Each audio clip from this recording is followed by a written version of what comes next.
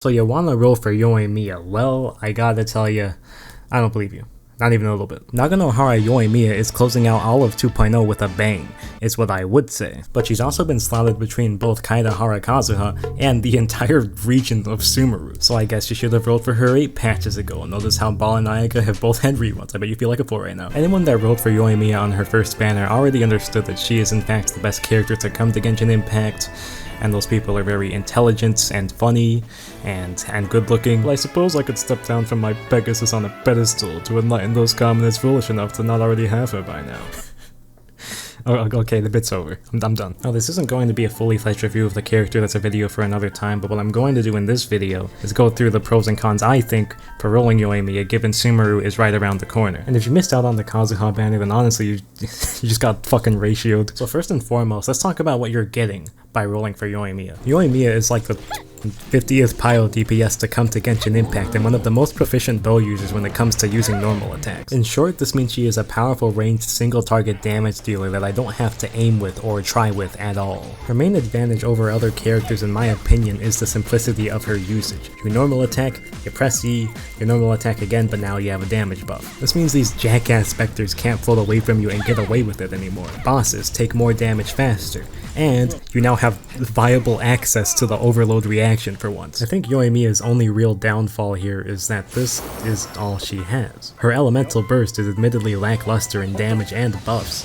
What the fuck was that? And as a bow user, it's incredibly easy to interrupt her and lose out on damage. But let's give this burst a real challenge. Can it smash all of these training dummies at once? Alright, so we're just gonna get as close to the middle as we can.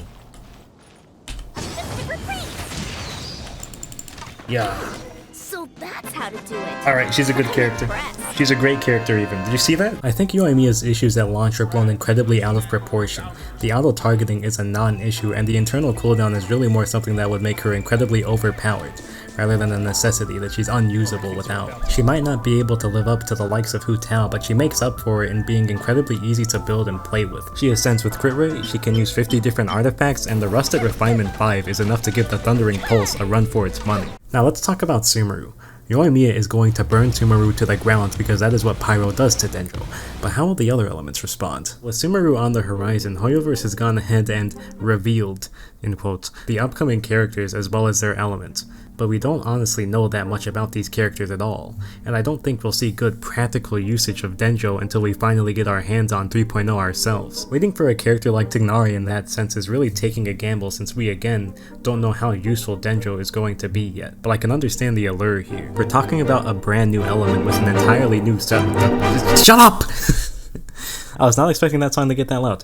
Anyways, where was I? Anyways, I can understand if you would want to roll for the first Dendro 5-star to come to the game. We're talking about a brand new element with an entirely new set of elemental reactions here. This will definitely be an interesting change of pace from what we already have in the game. But for how long?